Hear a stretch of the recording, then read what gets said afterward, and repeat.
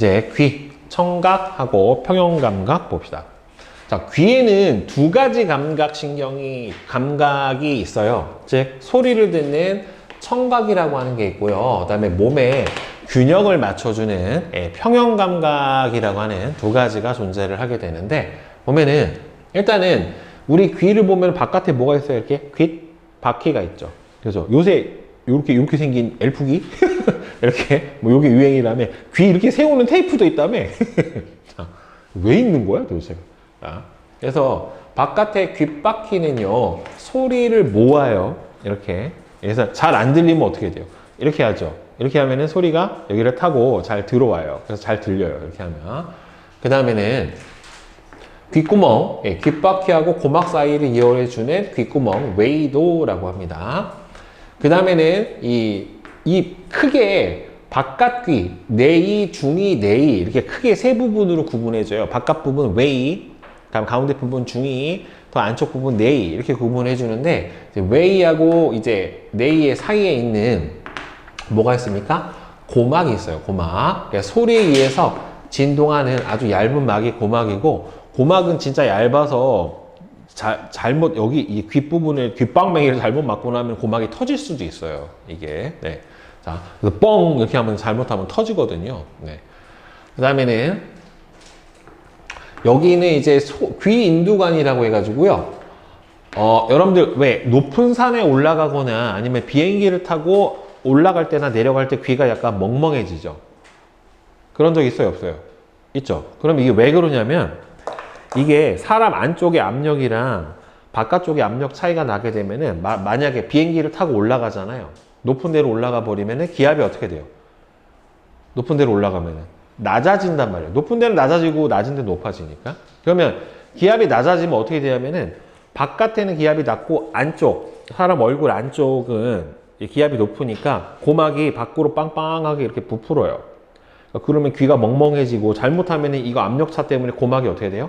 빵 터질 수가 있다란 말이에요. 찢어질 수가 있기 때문에 얘를 맞춰주는 거예요. 즉, 이 귀 인두관, 예전에는 유스타키오관이라고 했는데, 귀 인두관은 고막 안쪽하고 바깥쪽 웨이와 내이의 압력을 같게 조절을 해가지고, 그러니까 고막도 약간 이게 텐션이 있기 때문에 이게 평평해졌다 들어갔다 왔다 갔다 하거든요. 그래서 귀 인두관은 결국에는 고막이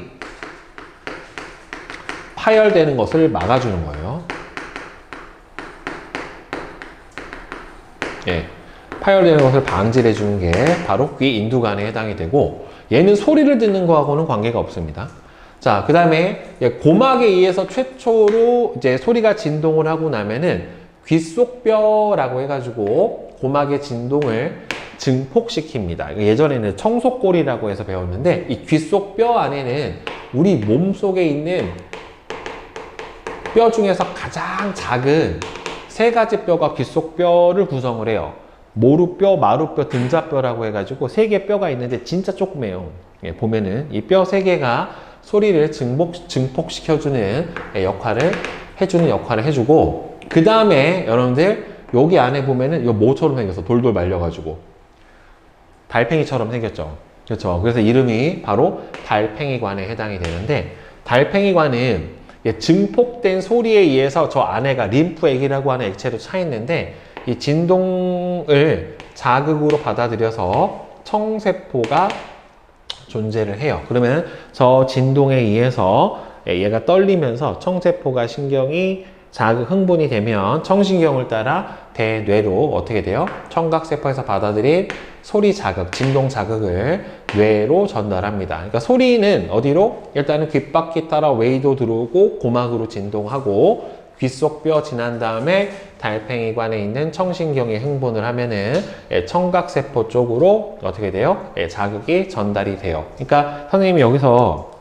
소리를 듣는데 관계하는 거는 요거 분홍색으로 표시를 해주면은 요거 얘네들은 소리를 듣는데 관계하는 기관에 해당이 돼요. 귀인두관은 소리를 듣는 거하고는 관계가 없고요. 그 다음에 요 세 가지는 평형감각을 담당을 해요. 그러니까 여러분들 청각의 중추는 어디가 될까? 뇌 중에? 모든 감각기관의 최고 중추는 선생님이 어디다? 대뇌. 대뇌가 담당을 해요. 따라서 뇌는 여기서 대뇌가 중추가 되는데 평형감각은 중추가 어디냐면은 여러분들 소뇌라고 하는 부분이 바로 중추가 돼요. 그러니까 대뇌는 제일 크고 이 뒤통수에 붙어 있는 조그마한 뇌가 있는데 여기가 바로 소뇌에 해당이 됩니다. 그래서 여기 안에 보면은 크게 반고리관이라는 애가 있고 전정기관이라고 하는 애가 있는데 반고리관을 보면 고리가 몇 개야? 3개로 되어 있어요. 그래서 3반고리관이 있는데 이 반고리관은 몸의 회전을 감지를 해요. 즉 반고리관 같은 경우에는 관성에 의해서 우리가 어느 쪽으로 회전을 했는지를 반고리관이 감지를 해줍니다. 이 안에 아주 조그마한 털이 있거든요. 그래서 내가 획 돌면은 왼쪽으로 확 돌면은 관성 때문에 안에 있는 림프가 반대로 돌아가요. 오른쪽으로 확 돌면은 왼쪽으로 돌고, 그래서 이 림프의 운동으로 해서 어느 쪽으로 회전을 하는가를 감지를 해주고, 그 다음에 전정기관이라고 하는 거는 여기 안에 몸이 어느 쪽으로 기울었는지 이거를 감지를 해주는 게 바로 전정기관인데, 이 전정기관 안에 보면은 여러분들 돌이 들어있어요. 돌. 탄산칼슘에 아주 조그만한 돌이 들어있어요. 그걸 뭐라고 하냐면 귀 속에 있는 돌이다 해서 이석이라고 하는데, 이 조그마한 판 위에 돌이 있어가지고요. 얘가 기울어지면은 기울어진 쪽으로 좀 더 눌리고 눌리고 하면서 우리 몸이 어느 쪽으로 기울어져 있나 이걸 알아내요. 근데 가끔 여기에 이제 고장이 생기는 사람이 있어요. 이석이 약간 고장이 생기면은 얘가 한쪽으로 계속 쏠려 있는 거야, 약간. 그러니까 계속 어지러워. 자꾸 몸이 기울어져 있는 것 같고, 이석증이라고 하는 병이 있는데, 이거는 우리 몸의 기울어진 부분, 이 전정기관, 몸에 기울어진 거는 무슨 자극이냐면은 중력 자극에 의해서 이석이 좀 더 많이 눌린 쪽으로 몸이 기울어졌다, 이렇게 감지를 해줘요. 그래서 반고리관은 관성 자극에 의해서 몸의 회전을 감지해주고, 전정기관은 중력 자극에 의해서 몸이 기울어짐을 감지를 해줍니다. 그리고 이 평형감각의 최고 중추는 소뇌에 해당이 되는 거고, 평형감각 신경은 반고리관하고 전정기관에서 받아들인 자극을 뇌로 전달을 해주게 되는 거예요. 자, 그리고 여러분들 멀미 있죠, 멀미. 그죠? 차멀미라는 사람도 있고, 보통 이제 심한 게 무슨 멀미니? 배멀미가 좀 심해요. 비행기 멀미도 가끔 있기는 한데, 근데 이제 멀미라고 하는 게 왜 생기는 거냐면, 멀미는 왜 생기냐 하면은 시각과 평형감각에 불일치예요. 시각하고 평형감각이 불일치가 돼서 멀미가 나요. 그럼 멀미가 나면 여러분들 보통 어떻게 해야지 안 나냐면은 눈을 감아버려야 돼요. 눈을 감으면 멀미가 안 나요. 그러니까 예를 들어서 배를 타면 우리가 볼 때는 고정된 물체를 본단 말이에요. 그러니까 시각은 얘가 많이 흔들리진 않아요. 이렇게 딱 물체를 보고 있는데 배가 꿀렁꿀렁하게 되면 어떻게 되냐면은 여기 평형감각기는 계속 움직이고 있는데 우리 시각은 보면 한 점을 보고 있는 거라서 얘는 안 흔들리는데 얘 혼자 흔들리고 있는 거야. 그러니까 보는 거랑 몸의 평형감각이 어떻게 되니까 합치가 안 되니까 몸에서 멀미가 발생을 하는 거예요. 그래서 시각하고 이 평형감각이 불일치라서 멀미가 날 때는 그냥 눈을 감는 게 최고입니다. 눈 뜨고 있으면 멀미가 더 나요. 그리고 배멀미는 멀미 중에 제일 심한 게 배멀미인데 해본 사람 있고 안 해본 사람 있어가지고 이게 뭐 어느 정도 심하다를 모르겠는데 배멀미가 심하면은 그냥 무조건 육지에 나와야 돼요. 배에 있으면 죽어도 안 나요. 그거는 땅에 발을 닿아야지 멀미가 안 나요. 자, 그래서 이렇게 평형감각하고 청각까지 우리 이제 귀에서 담당을 해주고, 그래서 소리를 듣는 과정을 보게 되면은 소리가 귓바퀴를 타고 웨이도로 들어가고, 웨이도에서 고막을 진동을 시키면 귓속부에서 증폭을 시키고, 그 다음에는 달팽이관에 있는 청세포가 흥분을 하게 되면은 청신경을 통해 뇌로 우리의 소리가 들어가게 됩니다. 정확하게 뇌 중에서는 대뇌로 전달이 되는 거예요. 자, 그 다음에 이제 평형감각은 바로 선생님이 설명을 했던 것처럼 반고리관은 관성 자극에 의한 회전 감각. 그리고 여러분들 왜 계속 돌다가 갑자기 멈춰도 어떻게 돼요? 계속 어지럽죠? 막 돌다가 딱 멈춰도 계속 어지럽잖아요. 그게 몸의 안에, 그러니까 귀 속에 들어있는 림프가 계속 회전을 하고 있기 때문에 우리가 계속 돈다라고 느끼는 거예요. 그거는. 그 다음에 전정기관은 바로 중력 자극에 의해서 위치를 판단을 해준다라고 하는 겁니다. 자, 그럼 이제 코하고 혀에 대해서 봅시다. 후각하고 미각은, 그러니까 지금 앞에서 했던 거 있잖아요. 청각, 그 다음에는 시각, 그 다음에는 피부감각. 요 애들은 다 무슨 자극에 해당이 되는 거냐면은 다 물리적 자극이에요. 청각이라고 하는 건 음파, 진동이고, 시각은 빛이고, 피부 감각은 압력이나 온도 변화 같은 물리적 자극에 의해서 반응을 하는 거라고 하면은, 코하고 혀, 후각하고 미각 같은 경우에는 뭐에 반응하는 거냐면 우리 몸이 화학적 자극에 반응을 하는 게 바로 후각하고 미각에 해당이 돼요. 자, 후각은 무슨 자극을 받아들이냐면은 기체 상태의 화학 물질을 반응을 하는 거고, 미각에서는 액체 상태의 화학 물질을 자극으로 받아들이는 거라서 둘 다 화학적 자극에 반응을 해요. 그러니까 수많은 냄새 입자가 있는데 그 입자에 코가 반응을 하는 거예요. 그게. 그러니까 우리 몸에서 받아들일 수 있는 자극이 어마어마하게 종류가 많은 거죠. 냄새가 얼마나 다양해요. 그 냄새를 코에서 잘 인지를 해주는 거죠. 그래서 사람 보면은 여기 코 속 안에 있는 빈 공간이 있어요. 여기를 비강이라고 하는데 위에 보면은 후각 상피가 있어요.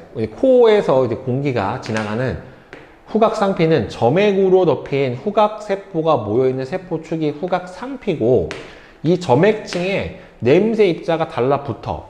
그래서 녹아요. 그래서 이 안에 후각 세포는 점액층에서 녹은 냄새 입자가 기체 상태의 화학 물질을 자극으로 받아들이는 게 후세포가 있고요. 후세포 뒤에는 후신경이 바로 자극을 대뇌로 전달을 시켜줍니다. 그래서 기체 상태의 화학 물질을 후각 상피의 후세포가 느끼고 후각신경을 통해서 뇌로 자극이 전달이 되는데, 여러분들 우리 몸에서요 가장 민감한 감각기관 중에 하나가 뭐냐면은 후각이에요. 그러니까 냄새가 조금만 이상해도 여러분들 어떻게 돼요? 속도 안 좋고 또는 기분도 좋아지고, 그죠? 이게 맛있는 냄새인지 먹으면 죽을 것 같은 냄새인지, 그죠? 위험한 물질인지 아니면은 우리한테 좋은 물질인지에 대한 게 기본적으로 냄새로 감지를 하잖아요. 그렇죠? 아이들은 엄마 냄새도 기억을 해요. 아주 갓난 아이 같은 경우에는. 그래서 안았을 때 엄마 냄새에 포근함을 느끼기도 하고, 특히나 동물 같은 경우에는 냄새 후각이 훨씬 더 발달을 했죠. 그렇죠? 개나 고양이 같은 애들 보면은. 그래서 매우 민감한 감각기관이에요. 그래서 여러분들 이게 국어의 용어로도 쓰지만은 원래 여러분들 들어봤어요? 역치라는 말? 역치? 역치가 뜻이 뭐냐면 감각기관이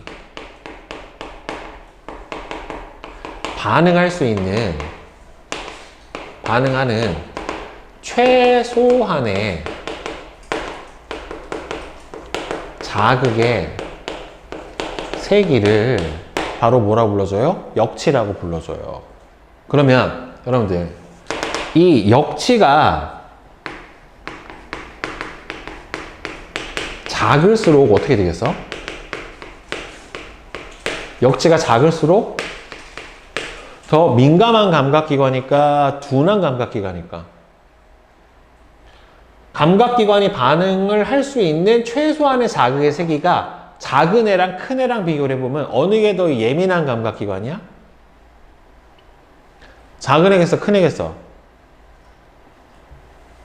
반응할 수 있는 자극이 최소한의 자극의 세기가 작을수록 민감한 감각기관이에요. 아주 조그마한 자극만 있어도 반응하는 거랑 아주 크게 자극을 줘야 반응하는 거랑, 그래서 역치가 작을수록 어떻게 된다? 더 민감한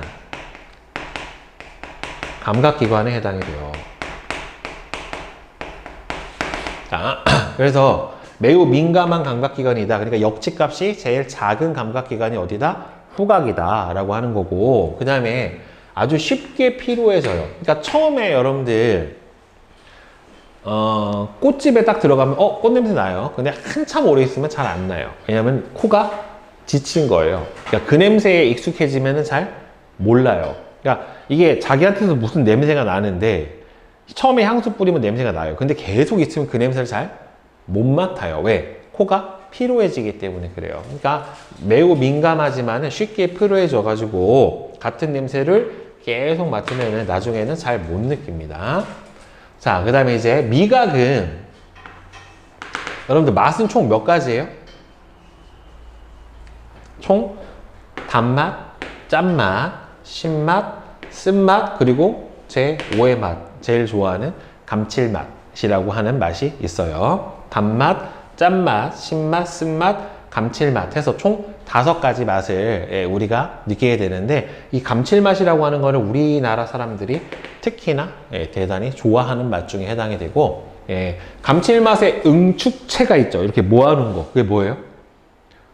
미원 같은 조미료죠. 조미료, MSG, 핵산, 이런 게 바로 감칠맛을 응축시켜 놓은 거고, 자연계 안에서는 다시마라든가 아니면은 뭐 멸치라든가 이런 데 이제 감칠맛을 내는 물질이 많이 들어있거든요. 뭐 글루탄산 나트륨 같은 게 바로 여기에 해당이 되는 건데, 자, 보면은 예전에는 막 맛지도라고 하는 게 있었어요. 뭐 혀 앞에서는 단맛 느끼고 양 옆에서는 뭐 신맛 느끼고, 그다음에 저 뒤에서는 쓴맛 느끼고, 혀 전체에서 뭐 짠맛 느끼고, 뭐 이런 게 있었는데 전혀 거짓말이고, 혀 전체에서 느끼는 맛의 종류는 다 어떻게 돼요? 비슷하게 느낄 수가 있게 돼요. 그리고 이거 말고 매운맛하고 떫은 맛은 맛이 아니에요. 매운 거는 아픈 거예요. 통각이에요. 통각. 너무 매운 거 먹으면 어떻게 해요? 혀가 아파요. 그리고 여러분들 떫은 맛이라는 거 알아요? 떫은 맛? 떫은 맛을 어디서 느낄 수 있어? 보통 덜 익은 바나나가 좀 떨떠름하고요. 살구나 감, 특히나 덜 익은 감 같은 거 먹으면 되게 떫거든요. 그리고 떫은 맛이 탄닌이라고 하는 성분인데, 녹차 같은 거 먹어도 약간 떫은 맛이 나는 게 바로 뭐 때문이다? 그 탄닌이라고 하는 성분이고, 이거는 압각이에요. 너무 떫으면 눌리는 느낌을 받아요. 그래서 매운맛은 뭐예요? 통점이고요. 떫은 맛은 압점이기 때문에 이거는 맛이 아닙니다. 기본적으로는 5가지 맛이고, 보면은 혓바닥 보면 우둘두둘한 돌기가 나 있죠. 그렇죠? 우둘두둘한 돌기들이 나 있는데, 이 혀 표면에 있는 작은 돌기를 유두라고 얘기를 하고요. 유두와 유두 사이에 보면은 옆에 맛봉오리라고 해서 이걸 미뢰라고 하는데, 맛세포, 맛을 느끼는 맛세포가 이 미뢰라고 하는 부분에 모여 있어요. 그래서 맛세포는 액체 상태의 화학 물질을 자극으로 받아들이고, 여기에는 미각신경이 연결이 돼서 자극을 뇌로 전달을 시켜줘요. 대뇌로 전달을 시켜주는 거죠. 그래서 액체 상태의 화학 물질이 맛봉우리의 맛세포, 그 다음에는 미각신경, 뇌로 가면서 우리가 맛을 느끼게 되는 건데, 근데 실질적으로 우리가 맛이라고 하는 거, 여러분들 고소한 맛이라고 하는 거는 실제로 없어요. 냄새가 고소한 거지 맛이 고소하진 않아요. 그죠? 참기름을 코 막고 먹으면 그냥 기름이지 잘 몰라요. 참기름이 더 맛있게 느껴지는 이유는 고소한 향 때문에 그런 거란 말이에요. 그죠? 그래서 이게 감기가 심하게 걸리면 냄새를 잘 못 맡으면은 맛을 잘 못 느끼게 되는 이유가 바로 이 맛이라고 하는 거는 복합 감각이에요. 복합적 감각에 해당이 되는데, 보통 맛은 시각, 후각, 미각, 여기다가 이제 뭐도 있어요. 식감이라고 하는 이것까지도 다 포함이 되는 거거든요. 결국에는 야, 니네들 사과를 씹었는데 사과가 물커덩해봐. 아삭아삭하지가 않고 이상하잖아. 수박 씹었는데 수박이 약간 떡 같아. 이상하잖아. 식감이라고 하는 것도 맛에 해당이 되는 건데, 그래서 특히나 제일 중요한 부분을 차지하는 게 후각하고 미각이에요. 물론 시각적인 부분도 무시는 못하죠. 보통 무슨 색깔 보면은 되게 맛있다고 보여요. 우리가 빨간색 아니면은 약간 주황색 계열은 보면은 맛있다. 또는 이제 검정색 계열 음식 보면은 맛있다라고 느끼죠. 근데 음식이 파란색이야. 초록색 계열도 뭐 샐러드 같이 신선해 보이긴 하는데, 예를 들어서 파란 색깔 음식은 좀 거부감이 들죠. 이걸 먹을 수 있나? 라는 생각부터 일단 들게 되는 거니까. 그래서 보통 붉은색 계열이 맛있게 보이게 되는 역할을 하니까, 막 떡볶이 같은 거 보면 되게 맛있어 보이는 것도 이제 그런 이유죠, 결국에는. 그래서 시각, 특히나 후각하고 미각이 동시에 가장 큰 역할을 해가지고요, 코를 막고 사과 조각이랑 양파 조각을 먹어보면은 잘 구분이 안 돼요. 양파 냄새가 있기 때문에. 그냥 먹어보면은 얘가 좀 맵네, 약간 매운맛이 있기 때문에 그 정도고, 그 다음에 특히나 향으로 먹는 것 중에 대표적인 게 뭐냐면, 여러분들 계피, 시나몬이라고 하는 거, 그거 이제 코 막고서 계피가루 먹어보면 아무 맛도 안 나요. 떫고 매워 계피가. 예, 그래서 이렇게 코를 막고 후각이 차단된 상태에서 맛을 보면 우리가 되게 복합적인 맛을 잘 볼 수가 없다라고 하는 겁니다. 그래서 맛이라고 하는 거는 실제로는 혀로만 느끼는 게 아니라 뭐다? 복합 감각이다라고 하는 거예요. 알겠죠? 자, 개념 속속 문제 한번 보자. 자, A부터 G의 이름을 각각 쓰세요. A 같은 경우에는 A가 뭡니까? 고막. 그죠? 그 다음에 B 같은 경우에는 뭐예요? 귓속 뼈죠. 그 다음에 C는 뭐에 해당이 됩니까? 반고리관이고. 그 다음에 D는 뭐에 해당이 돼요? 전정기관. 그 다음에 E 같은 경우에는 뭐에 해당이 돼요? 청신경이죠. 청신경 또는 청각신경. 그 다음에 F는 달팽이관. 그 다음에 G는 귀, 인두관. 예, 이렇게 됩니다. 자, A부터 G에 해당하는 설명을 선으로 연결해주면, A 같은 경우에는 고막은 뭐예요? 소리에 의해서 진동을 하는 얇은 막이고, B는 귓속 뼈는 뭐에 해당이 됩니까? 고막의 진동을 증폭시키는 게 B죠. 그 다음에 C 반고리관은 회전 감각을 담당을 하는 거니까 니은이고, 그 다음에 D는 전정기관은 몸이 기울어지는 위치 감각을 담당을 해주고, 그 다음에 청신경 같은 경우에는 소리를 자극으로 받아들이는 청각, 예, 세포가 있는 게 달팽이관이지 여기가. 그죠? 자, 그 다음에 E 같은 경우 뭐야 이거 E는 E가 어디 있어? 청신경은 뇌로 전달해주고, 그 다음에 F 달팽이관은 청각 세포가 있고요. 그 다음에는 G는 귀인두관은 압력을 조절해주는 역할을 해줍니다. 자, 그 다음에 8번부터 10번까지 보자. 다음은 소리를 듣는 과정을 나타낸 것이다. 자, 괄호 안에 알맞은 구조를 쓰면은 소리, 귓바퀴, 웨이도, 그 다음에 어떻게 돼요? 고막, 귓속뼈, 그 다음에는 달팽이관, 청각신경, 뇌 이렇게 가야 되겠죠? 그 다음에 9번은 자, OOX X예요. 혀로 느끼는 기본 맛은 단맛, 짠맛, 신맛, 쓴맛, 매운맛이 아니라 감칠맛에 해당이 되죠. 매운맛하고 떫은 맛은 통각하고 압각에 해당이 된다라고 했고, 후각세포는 쉽게 피로해져서 같은 냄새를 계속 못 느끼죠. 네. 자, 그 다음에 10번. 냄새를 느끼는 과정은 기체 상태의 화학물질이 후각 상피의 후각세포에 를 흥분시키는 거고, 맛을 느끼는 과정은 액체 상태의 화학물질이 맛봉오리의 맛세포를